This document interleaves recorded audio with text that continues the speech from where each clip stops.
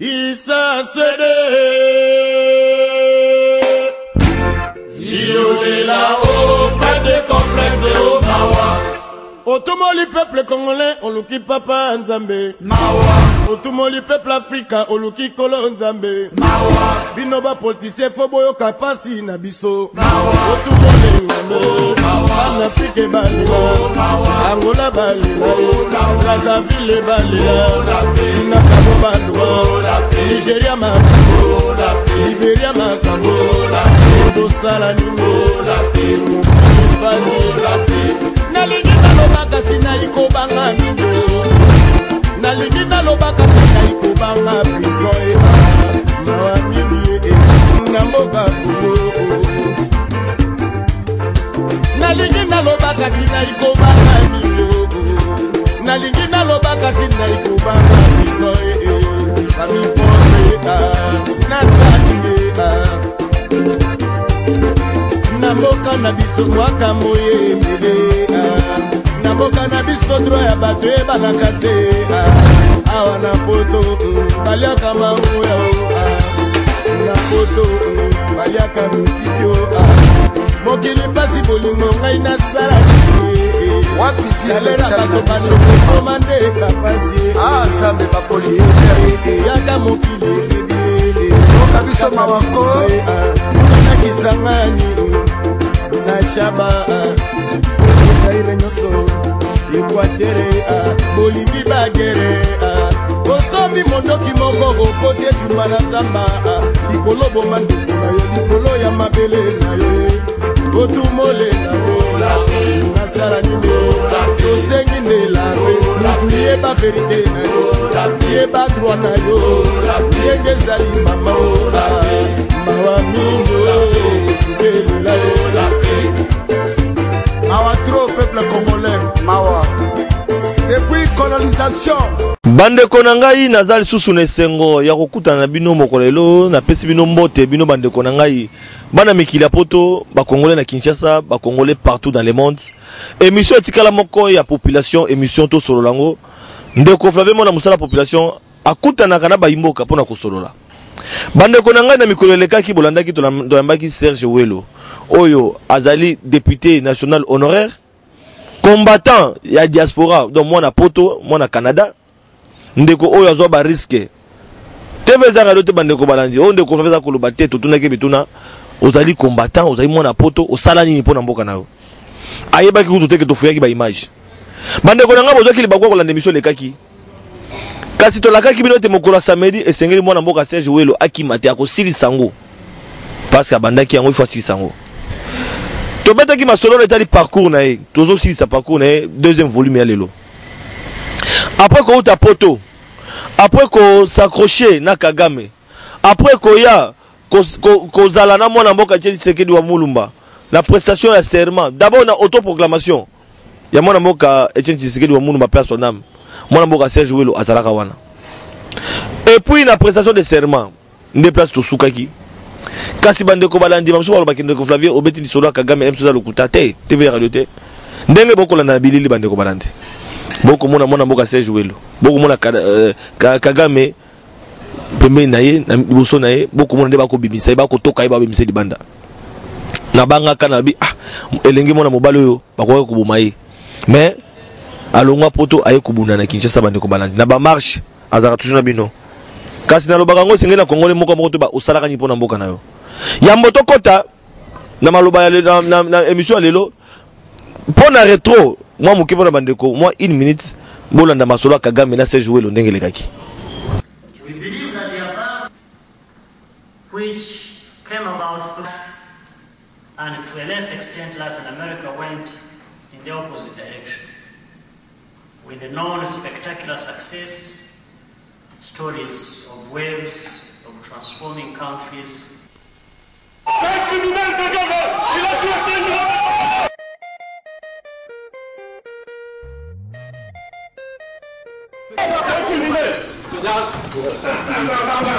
Merci Nabilo Bandeko aujourd'hui ba kwa kolanda susu moi moke oh il est kaka na Canada Tu as mis mon amboka Serge jouer le poteau 6 années mais tourner avec la population mbote mon amboka. Mbote ndeko Flavien, mbote RLTV, na CP le sous-sundenge toke na deuxième émission. Yako betali solo ya parcours du combattant Serge Ouelo. Mon amboka Serge Ouelo 30 secondes kaka to le cannabis. Et ça ko so monter les loyo. Ko défier président Rwanda. Pour na ko bundela Congo mboka na yo, na mboka bapaya. Tango vanda kana mboka no lo vandi lo santi oza na sécurité parce que oza pa na yo. Mais tango zaki na mboka wana bapaya na Canada. Bana ko banga teke un jour le lo Kagame atia bato a infiltrer bato pe basalo mabe. Bon, nzambe nde mutu abatelaka, ngana za na koli na famille chrétienne. Wana za mwana ya mama Marie, na yebi loba, naza na yebi que Jésus-Christ est mon Seigneur et Sauveur. Aza vivant à droite ya Père céleste, aza ko intercéder pour nanga pour bitumbala eza ko bundela mabele eza combat noble. Alors tant que combat est noble, je me dis que ce qui chaque Congolais a tient la moutoune que ces pays lui appartient. Chaque Congolais a vivre le rôle spectateur té azé la moutoune sous sa défendre té mais yemoko acha le boko naye la main dans la patte. Au président américain John Fitzgerald Kennedy a lobby, il faut pas se demander ce que l'Amérique va faire pour vous. Il faut se dire qu'est-ce que moi je vais faire pour l'Amérique. Il y a un babiloko stimulant là. Qu'est-ce que moi, Serge Ouelo, je peux faire pour défendre toutes ces femmes violées à l'est du pays, déplacer des guerres, tout ça. Ils allaient causer dans l'armée étrangère, dans mboka bapaya.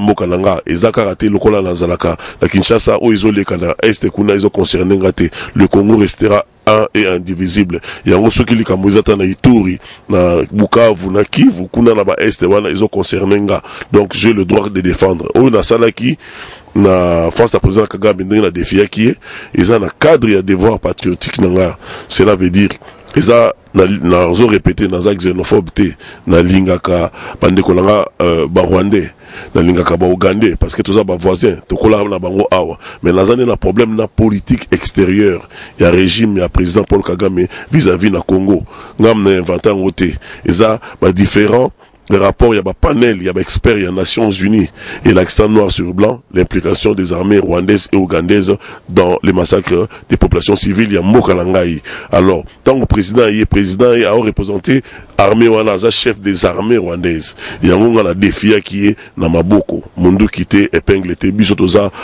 combat non violent, combat pacifique, il y a Martin Luther King, il y a Mandela, il y a président Chen Tshisekedi, il y a président Langa Martin Fayulu en tant que membre résident. Voilà. Voilà, donc moi rétrospectif mouké parce que par rapport à Masolo Tobetaki, mais to komaki na Masolo après prestation de serment, il y a mon amboka Etienne Tshisekedi, to komaki na Masolo ya carton rouge. Mon amboka Serge Ouelo, député national élu na groupe il y a 7 soutien Etienne Tshisekedi, il y a SID plutôt élu na compte SID na mon amba on a tous allé dans la législature il y a 2011 au comité député national. Au type poto oye au bundi ba image ya Kagame population va soutenir yo ba mune ozali ko bundisa ozali ko bundela mboka au comité l'Assemblée nationale. L'Assemblée nationale mon mboka Serge Ouelo tokende ko fouiller sur ba image. La système ali sur le coalition l'Assemblée nationale. Na habité so se rappela ka topé image yo rappeler yo tant ba to ba komona ndenge nini au kota trouble na perso l'Assemblée nationale. Et le connu les kaka bande ko balante carton bimaka ba député ba tomboki to moni sous Franck Diongo na ba image to pesi mbote to moni ba congolais ba député nationaux to moni lokola ba Martin Fayulu ba saki likolo to moni bande ko belé pe opposition lisusu bande ko na ngai TV za radio te mais bon excusez biso toujours pour na ba image amateur parce que eza ba image to fouiller ya ba image to fouiller la système ali sur le gol iso voilà équipe munene to solo lango de lobaka tous les cas to landa.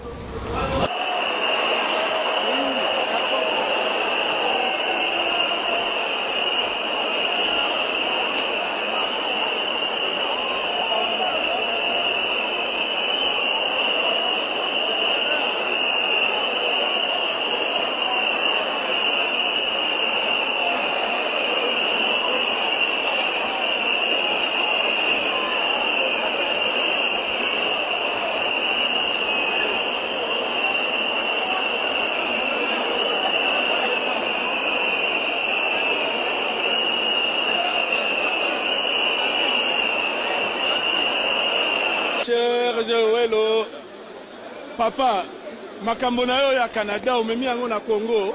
Eza makambo ya Canada te, eza makambo ya Congo. Makambo ya mabele. Eza etali mabele. Po toyokaki bitumba o ba opposition, ba député opposition ba koti, baza ba député moko biso la vraie opposition lelo toyeko s'affirmer.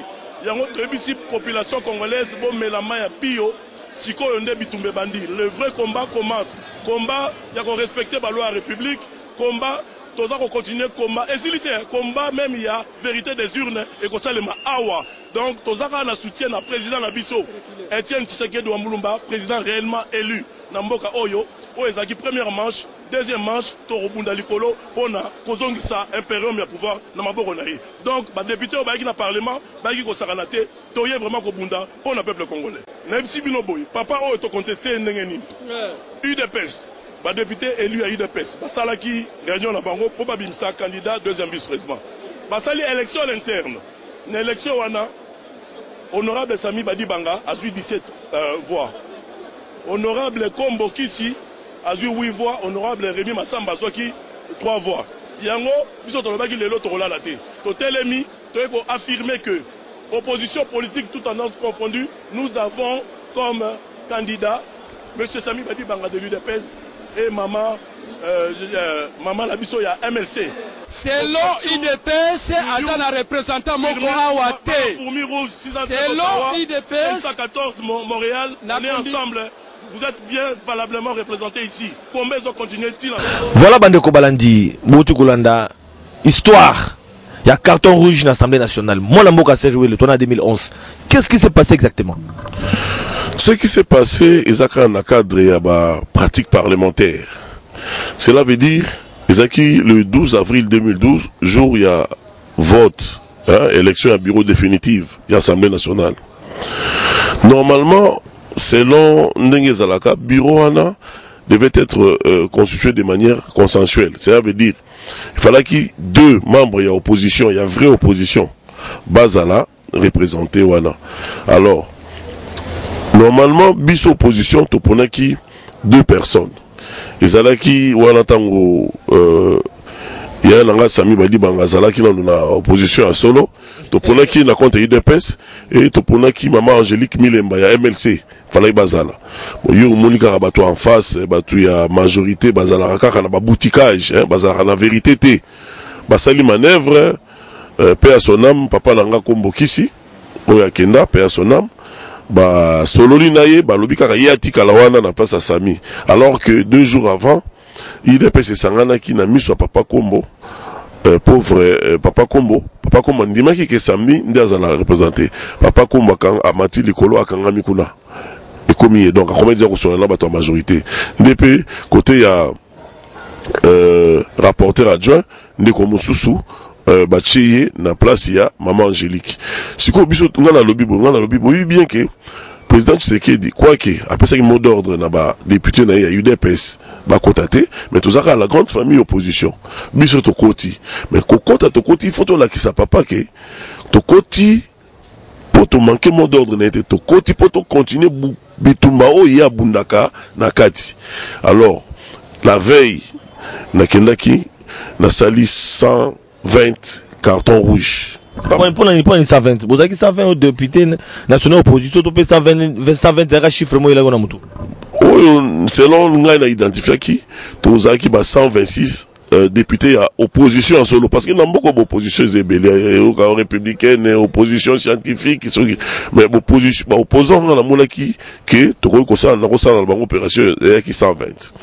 Jour où on a tout commis, na koma ki liboso na sali 120 cartons rouges na sombi 120 sifflets na victoire wana kaka na tchango moko na enveloppe na tchango na sac na assistant nanga 120 enveloppes.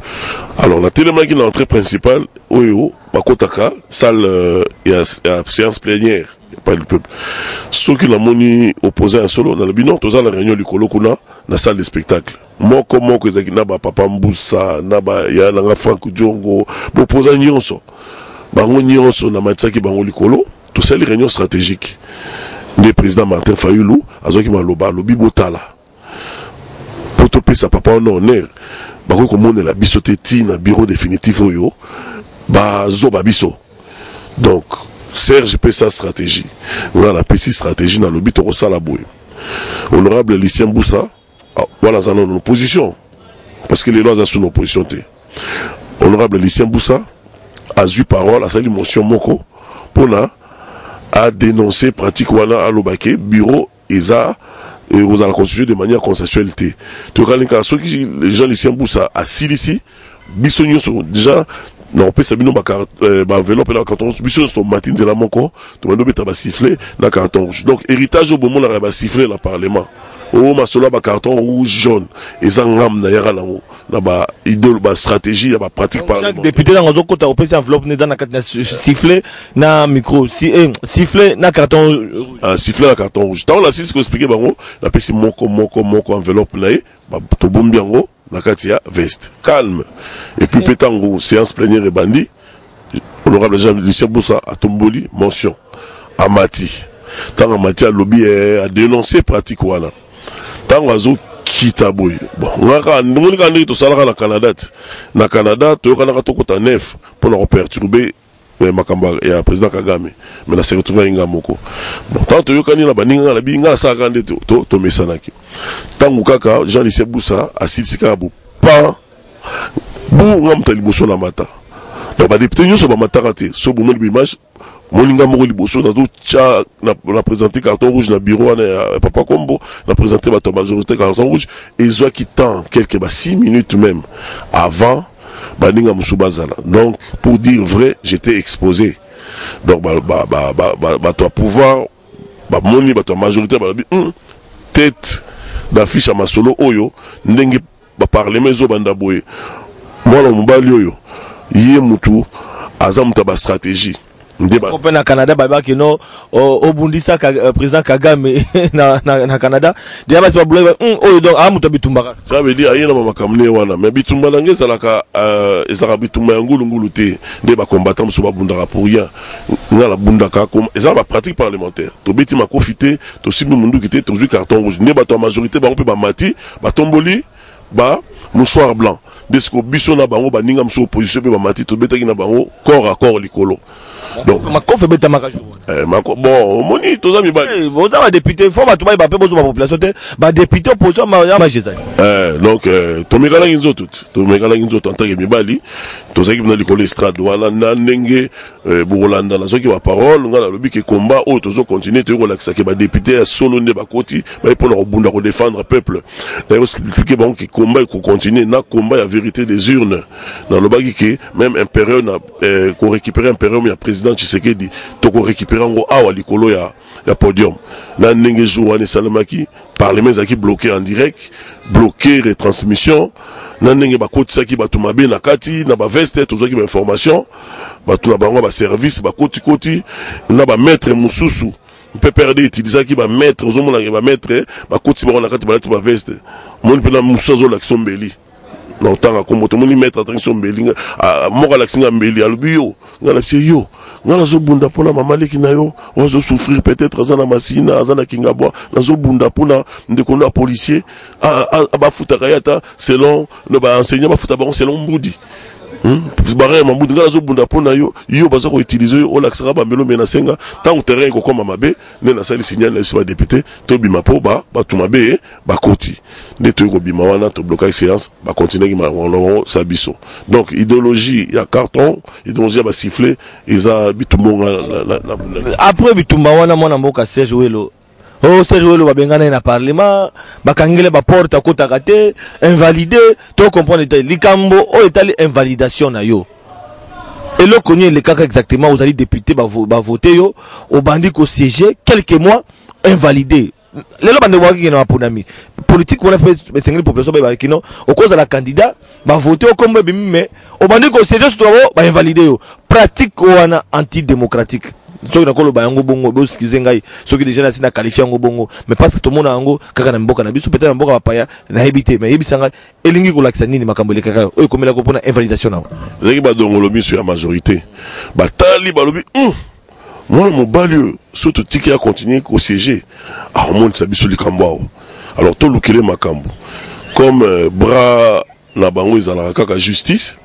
ou ya ba opération Cour suprême na bosala yango tina tala na TV boye na pourquoi ezalaka tozalaka kutu na ensemble na ndeko Kovo Ingila na pesi mbote na ndeko Basile à l'époque na conférence moko de Basile na suka téléphone boye na mona kaka sœur na nga moko quartier Benginga na téléphone na bio Serge le Cour suprême ko invalider siège na yo na kamwe balobi ono ba procéder na recomptage à bavois que Serge Ouelo na salaki 7446 voix na liste décidée na salaki kaka 672 voix kindoki na koti recours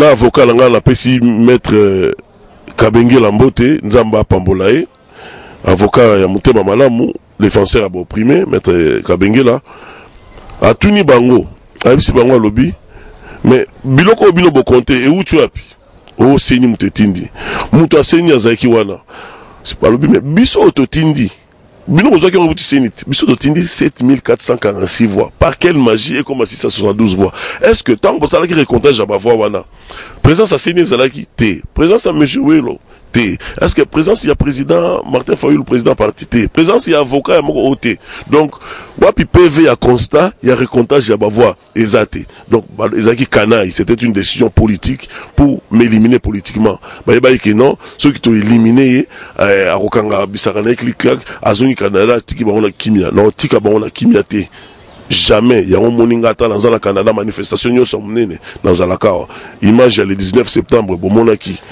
2016 jour après donc ozomona ndeba rolonga ngape na lembarate la fandi na baninga musupe bazalaki victime ya injustice 32 députés balongola ki bango to sangani ensemble to créer to benga ki G32 groupe de 32 députés arbitrairement invalidés to fundi parlement to fundi état congolais na comité des droits de l'homme il y a ma parlementaire na Genève kuna na session mo kesalemaki en octobre 2012 ba délégation congolaise kendaki baki ko samba to gagnaki bango ba reconnaître ki union parlementaire tilelo et reconnaître invalidation na biso kezali arbitraire ba senga ki ba condamner ki l'état congolais à réparer ba préjudice subi tout ça qui na bande ko na biso tout ça bande ko na biso mususu depuis ba uta ba intérieur ba député ba kangama aw ba pesa bango le côté mbongo té il fallait que l'état a réparé ba préjudice ndenge basalaka ya ndeko ya papa na ya nga Franck Diongo na Jacques Chaloupa et comme il y a biso ba bloqué ils se sont dit non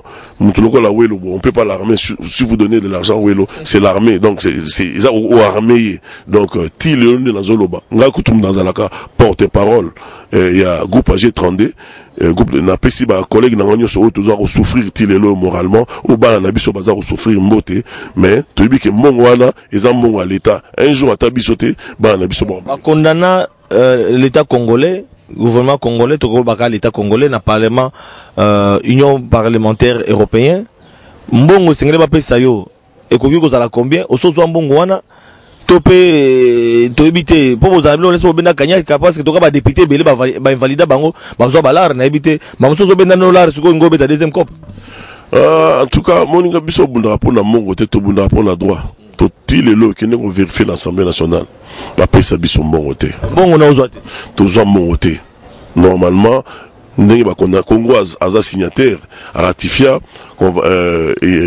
création de l'union parlementaire à adhérer il devait se conformer bafuta mais loko là ba Ouelo baza opposant baza yo ki no pesa Ouelo mbongo mais ba monika ke loko na Ouelo au armée donc eza mutema mabe ti lelo nde nazo biso ba collègue nanga bazo souffrir mususu ba kangami ti lelo ba uta intérêt ba kangami donc oyo ya Franck Diongo lo ba eza l'état moini l'état moini et lingi bateau bazo bunda pour la peupleté moi c'est pas l'argent qui compte dengue Lumumba loba que mort vivant libre ou en prison sur ordre des colonialistes ce n'est pas ma personne qui compte c'est le Congo si ce n'est pas l'argent mon amboka Serge Ouelo ce que zali mbongo te qui compte mais la concertation ba monakio la concertation en 2013 moi namboka Serge Ouelo ba monakio na concertation yo mutu ba invalidé OK mikila poto mais la concertation oye comme congolais de l'étranger on représentait bande quoi diaspora na masolo talaki bino bande kwa diaspora beta na lisolo wa concertation wana o parachute mbala moko o bende yo likonda parce donc ba perdre mes alaki après zo ngino poto to be ena ngoka kopu pa o banga o yo mbongo te bosko na concertation ko salani na sekiti la sega kende na bureau bata ya concertation au moment na place mon côté Sergio la signa même pas un cas de yo kota no réunion bimino kei na biso ke que mort, vivant, libre ou en prison, ce n'est pas ma personne qui compte, c'est le Congo. J'assume, na kota concertation pour la nini, yo bingai, na zappé leader ya diaspora, leader moko ya monene, leader d'opinion na kata diaspora. Un grand combattant wa bondisi Kagame na diaspora, ba miso bakimi. Voilà. Alors, toza na 7 millions ya bande konabino, baza na poto. Baza na kala, poto te na ba pays Afrique, diaspora za o nyoso baza libanda. Bazo qui se sentir abandonné. Oyebi ke lelo ba congolais de l'étranger à travers le transfert des fonds à la Western Union. Des fois, le transfert au tout ça, la agence, il y a un transfert. Et l'équipe même budget annuel. Il y a un gouvernement, il y a 4 milliards. Il y a 11 milliards. Par chiffre, les alliés. Alors, Congolais de l'étranger, les lois, moni, bateau, bazar la chance, vous allez voir, des comme balé, na poto, na États-Unis, na Canada, na Belgique, tout, puis, bangonde, bazar, ko sunga famille. Biso, si on a diaspora, na zolo, basiko, en tant que diaspora, to senga la mingite, to senga tous à la considérer. Si yo, bandeko, bayaki concertation nationale, ba comprendre que, MP, majorité présidentielle, nabajé na bango ka ba boutikage na bango, ba poni bango moko, liboso ba pona ki 16 diaspora na bango moko. Alors que baza batu ya pouvoir. Ba kabiliste. Alors, ba ya basa lokola bazo le la diaspora, beza lokuta. Ne baninga mususu ba yaki ba lobi, welo. Yo mo yaki déjà a wala en 2013. Au Bundi la bango depuis 2 ans, au Yebi Bango. Biso toujours pour défendre pendant ba droit bande kona biso au bazan na poto. To cheyo liboso za porte-parole au Bunda na bango parce que biso to za la simana yo. Nde ba élire nga même président et porte-parole, il y a groupe et ba délégué à diaspora concertation. Comment qui décale pour ceux qui ont un compte ya bande ko kuna mikila poto okuti be diaspora bande ko pouvoir ba fabriquer bango ba diaspora pour ba ça assemble beaucoup le quoi décan mais ce que ça qui dit que yo ne représenter ba congolais à l'étranger non parce que tant bango ba koti 16 ngana bundi on a remercié papa Kengo pour papa Kengo chaki biso po mingi alors le baki non bano yo baba ki sabango ezaki 16 na ko bunda na bandinga to ko 54 délégués sikoyo na 54 délégués wana to koma ki quand même majoritaire biso ba diaspora solo ba diaspora o to lingi changement to ko mela 16 wal ponga la stratégie to ko mela 16 o bango ba ponaki sikoyo quand on est dans l'Obaka, quand on a Kotaka Assemblée nationale, le président Tshisekedi d'abord au côté à Kota. Mais bon, moni ba image na bundaki. Quand on est dans le côté concertation, ba critique à côté. Na robete la bino bitumbani nga na bundaki na kati concertation. Na la sala bango boy. Par exemple, biso to senga ba douane biso. To sengi droit de vote, to obtenir qui recommandation nango. To sengi double nationalité. Ça veut dire oui, mais tout ça, Congolais, attends, Congolais. Mais bien sûr, mais ils sont français comme nationalité, mais tous double nationalité, ceux qui bobo ya babola, c'est pas Robeta Awa. Pour Bazaba, on va bêta quand même. Mais dans le lobby, t'es bien pour le lobby que Bozan a besoin de bisoter. Babola, c'est ma chancel Mbemba, Bana Nyon, sur Bazal, ma passeport européen. Alors, tant que Bayar Ochabi Awa, Bosse Pelarate. Et ça, on a besoin de diaspora. Alors, baza ba congolais. Donc, tout le monde presque dans le monde entier, bandima double nationalité. Parce que diaspora, ils ont réserve stratégique à la République. Na Congo, classe moyenne est athée.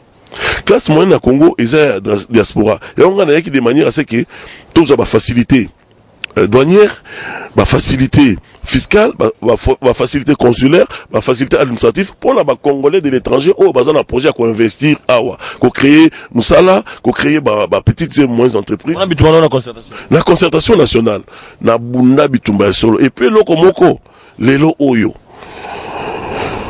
Parmi les résolutions de la concertation nationale, il y a une résolution moko le lobby et c'est que l'État congolais est extirpé donc et l'Angola ben éléments étrangers n'y sont ils ont la carte d'institution na biso na barmée na ba gouvernement tout ça ce qu'on combat biso diaspora to lo baranine au Congo ils infiltrés ce que bitu mwana ngana ngina la concertation nationale ngana bunda combat intelligent montant batu baganga à côté concertation nationale mais tant on a ko bima la résolution na diaspora betenga maboko mais ce que application nango ils ezaki ngai te ezaki gouvernement la bango siko gouvernement balobi bato yo soki topesi bango droit na bazonga awa pour diaspora toyebi ke mauvaise gouvernance eza awa pasi bato bandeko na bino poto bamonaka kayo eza pasi misala eza pasi soki azwi mbongo bana na biso tozobota kuna bazovivre lokola mindele te tokabolaka tolingi quand même bonne gouvernance esalema awa mpona nini soki lelo oyo bakomofuta bandeko na biso soki neti chaque mois totindaka $100 tolobi teke tokotinda susu te mais tokokokabola $50 totindi mpo bakomofuta mpe baparent na biso awa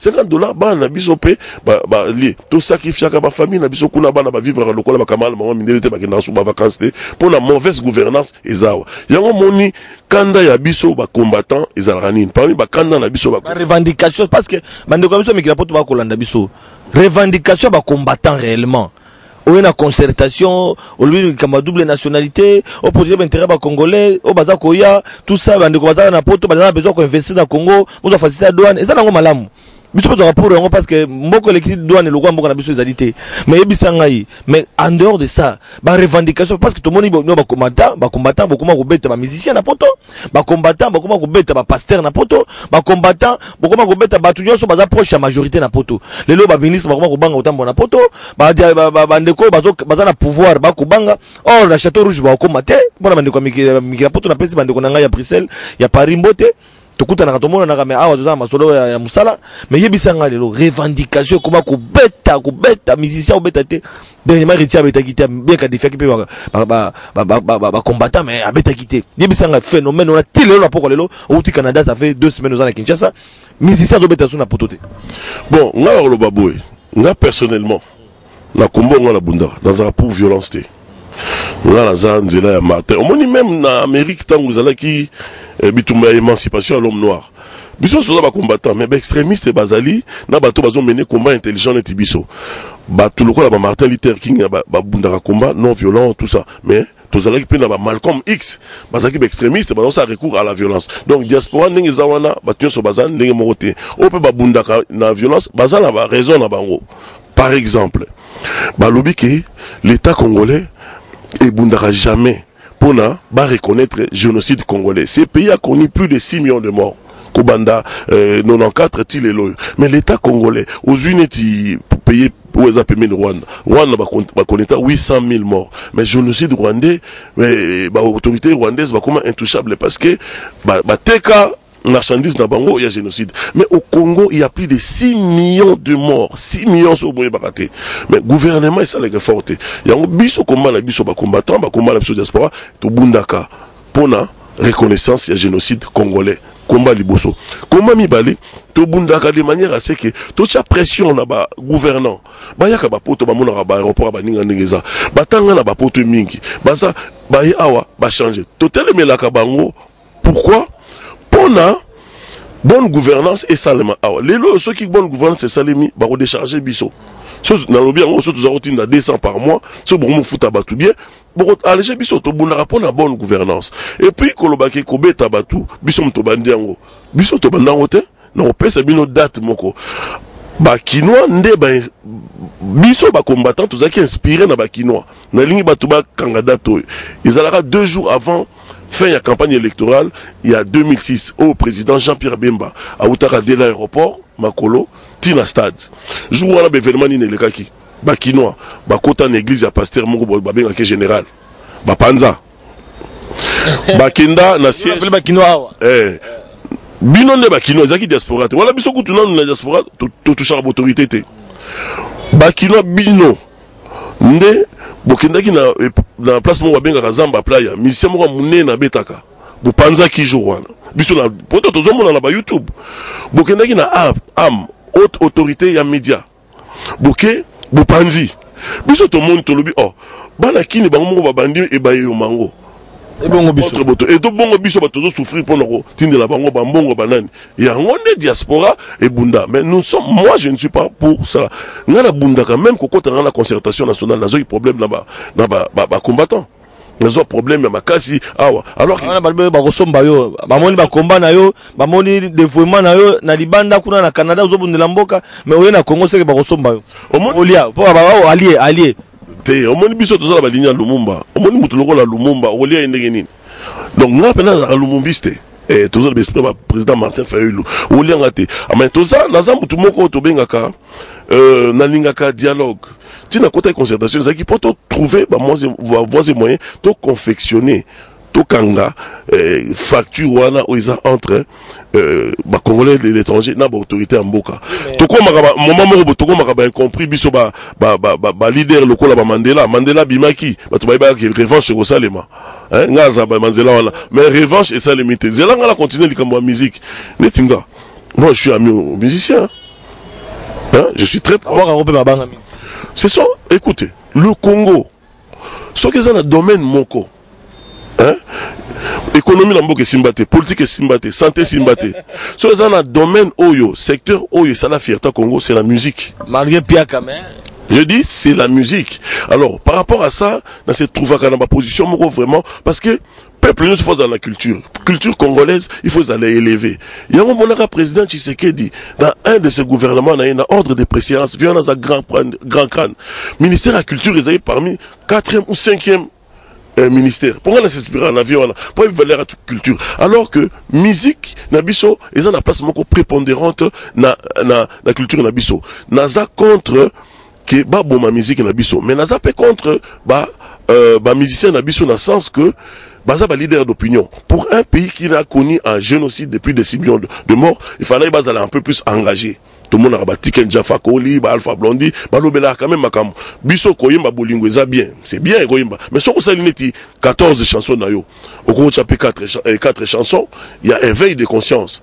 Donc ils attendent to boya musique libéla. To Luka Kande, to faire composer. On est une élection en 2011. La mission nyonso ba kende kota pouvoir. Nyonso, sauf Marie-Paul Wapele. Sauf na baliki mususu nga nazaka contre neti bolo ba ofali ya robeta te naza contre o ba héritier ba beta te naza contre ba Bill Clinton balia mbongo ya pouvoir te mais o balia baza pe baninga na biso mais to sengi kaka ke bazonge la conscience à un certain moment on va travailler de manière to zongi ça parce que to zaka ba na mboka to bo ma culture na baza libre mama loko mama tia la mwana a embeline Joseph Kabila mais et déranger ka pona nini eza choix na ye yona lobite eza choix na ye mais pona to ngasko na tuni ba kinois tant ba kinaki par exemple na zamba pla ya kopanza botangela kombo siko na lobite ba kendaki mucho ça na choix na ye donc juste eza nga na kenda na démarche ya conciliation moni to bunda po lelo facti wana esila entre ba combattants dans ba musiciens entre ba autorités nous sommes le seul pays au monde où ba autorité et nabiso babata marso ba epoto moko ze sengote autorité zaka papa tazala mabe na ye azaka papa mais yo papa so comme le niveau bana bazo manquer yo faut mituna bana bazo mankenga pona nini bobongisa donc la mbango loi électorale o epesa ki lelo yo na ba congolais de l'étranger moi possibilité à voter ba ndeko na biso ba combattant ba ndeko na biso ya parce que muto za poto combattant tout le monde est diaspora donc bande quoi diaspora lelo yo epesa ki bango loi électorale epesa bango moi ningisa yako pona yako voter ndenge to mona kana ba mikili ya poto bande ko baza éparpillé maintenant comme na ba élection na ambassade bango baza ko voter mais na mboka na biso peto kanisa ki ete bande ko na biso ba ko voter mais loi électorale ngo malheureusement ba utu ko réviser en assemblée nationale bande ko ya diaspora ba ko voter te yebisanga bitumba ona tango yopo yaki est-ce que au te rappelle quand la loi électorale la concertation to peut des revendications bande comme la poto mais bobo ça na otali voler ma ponami non personne là nous na brosser le rumeur rapidement na côté concertation na posa ba acte ngaza mutabilembo soirée moko ezaki organisé on la série ministre moyen ministre intérieur il y avait 7 personnalités le gouvernement, ma ministre, ma personnalité Moussous, en face, na diaspora. 2 personnes devaient prendre la parole ce jour-là. C'était le professeur Eli Kambokolo, à côté FCC, ils ont choisi à côté naïe na Sangisa Salanini, ils ont choisi Biso dans l'opposition, dans l'Eka Fayulu, dans un décidé, ils ont choisi 2 personnes fallait avoir la parole. Président, professeur Eli Kambokolo a la parole, mais il était dans les généralités. À tout ça qui va pointer. Il fallait Serge Ouelo à l'Oba. Là, Serge Ouelo, on a eu parole. Dans le lobby, on a réaffirmé, biso to sengi droit de vote, to sengi irrévocabilité à la nationalité congolaise d'origine, to sengi ba facilité financière, to sengi ba suppression ba visa pour le Congolais de l'étranger dans le lobby, na souka, ba tout la question. Ba bi pour la nini kanda ba combattant et comment makasi bo na ici clairement. Na bi na pèse exemple, combattant moko yaki a bamba ki libanga na mutuka.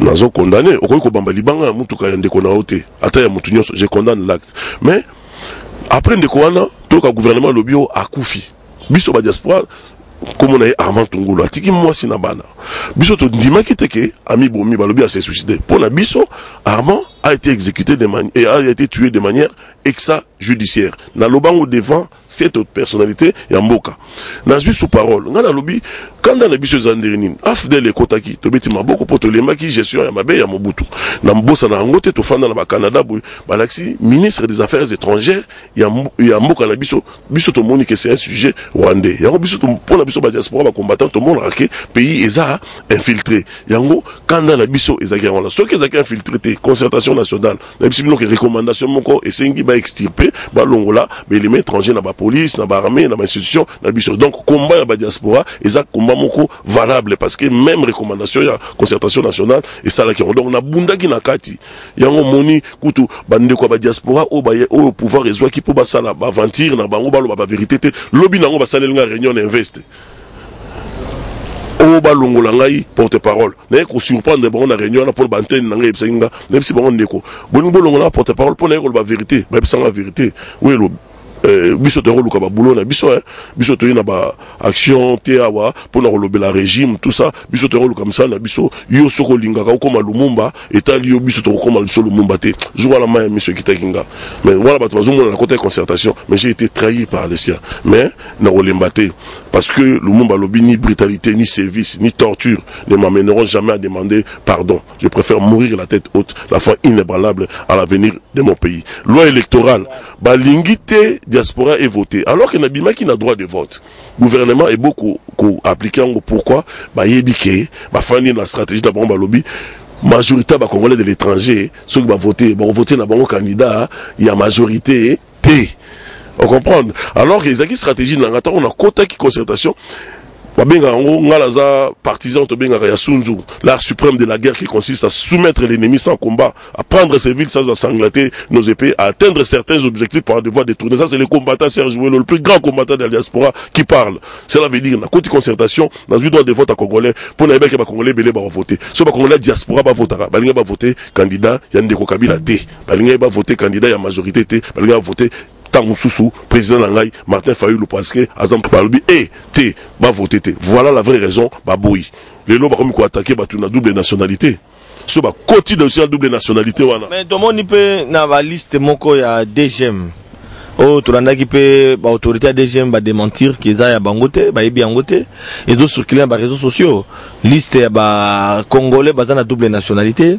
Tout le monde, autorité peut me sous nakati, tout le monde, député, sénateur. En fait, tout le monde, animé, institution, parlement, exécutif, tout ça, Congolais, entre autres, peut, de quoi diaspora. Les cambas double nationalité, wana, dengue salema. Et ça, quoi, inquiété, binoté. Au monde, c'est un débat de fond. Au moins, il y a un débat de fond. On a défendu pour Yébisanga, les loyaux. Si tu veux tuer un pays, détruire un pays, il faut détruire son enseignement. Et là, on a bêté dans un diplôme, dans félicité, bango, bazo diplôme année ou bazo qu'on défendre. Mais, si on a un enfant, niveau d'enseignement, ils ont peut-être. Alors, vous avez 7 millions de Congolais. O baza libanda o bazo bana la bango batangi na ndenga ya malamu na bakontia malamu niveau éducation za bien baza na posa baya awa pour participer na développement ya mboka apport ya diaspora en tant que réserve stratégique de la République bino bozo telemena kaka double nationalité ba koma étranger boye ba question ba to ba koma étranger bazo double nationalité bazo rango na esengote nga heureusement na sala résident permanent dans un citoyen congolais na garda 3 fois gouvernement canadien tindelanga ba formulaire na zongisa na boya na garda nationalité mais ba ningo ba changea et ça peut faute na bangote et ça la misala musu na poto pour nettoyer ça la fonction publique au côté na ba armée banani il faut la nationalité alors ndekolo angazo musala ko futa ye bien pour asalisa yo ozomona donc côté wana bosi likela rabato bazwa double nationalité te bazwa kango po ba aider bino bandeko bazwa misala bien misala mususu so oza français te oza belge te wa canadien te au côté na fonction publique na bangote au côté na armée te ozwa misala qualifié te pour to salisa mboka donc ça débat moko to solo lango yango na défendaka double nationalité pour la congolais et puis monde entier bandima double nationalité Congo tozotika la kara na sima Donc, na lingi ba la kili bo comprendre, ba master bazwa double nationalité musuté pour ba yini Congo te. Ils akut pour ba lingi bino, bazwa misala bien pour batinde la rabino mosolo et aider ba famille. Biso mtoza ko assurer ba frais scolaires, ba frais académiques, ba frais même funéraires. Il y a bobenga biso ba pro na ba matanga binoti. To changer rapport to misala ndé bien. Eza na ndinga mabete. Donc, na débat yokoma bondima double nationalité. On les a rappelé combat nanga. Alors, na liste wana ba bimisi, bon, article 10, la constitution et le but que la nationalité congolaise est une et exclusive. Elle peut être détenue concurremment à aucune autre. Est-ce que liste on les a vrais? Non, on a évité. Pour démontrer que mon étranger, il faut que nous monitor. Ba moniteur ya ba mboka wana ba Belgique il faut y a ba preuve ka boto la muki lobi ke baza ba congolais te. Donc là zo défendre bandeko wana peut-être mon to comme na ba élection ba to ba komi ko se salir entre bango. Voilà, ba funda ra mutu la preuve mboka tambola na état des droits où ils ont comme avec pilier et justice. On les a vision na biso pe ya décidé. Il y a président Martin Fayulu m'a dit. Voilà bandeko balandi TV Zangunga. Tozi tana mwana mboka Serge Welo pona ko beta masolo nyonso ndenge lekaki na ndenge komi. Volume 3 kozala sous bandeko balandi mais siko te ape mananu. Volume 3 kozala wapi to ko beta masolo siko notali question d'actualité.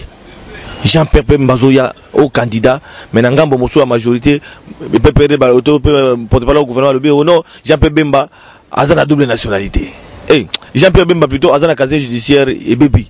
Parce que Bobité va condamner pour la subordination, il y a pas témoin. Nanga Bomoso Babi Moïse Katumbe double nationalité.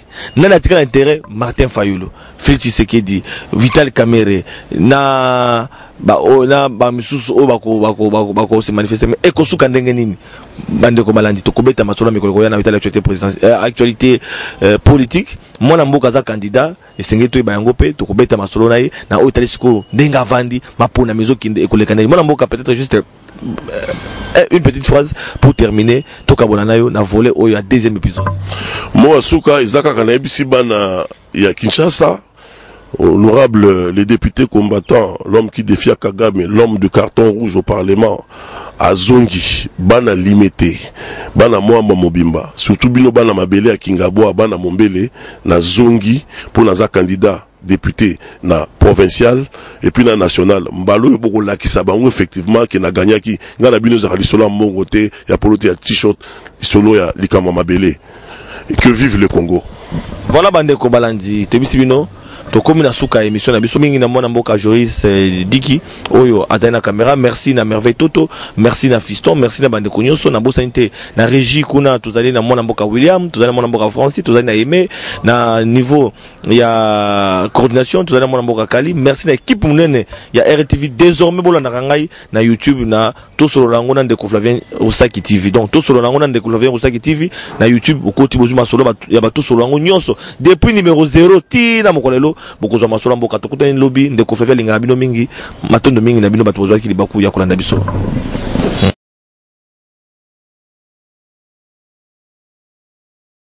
Isa swede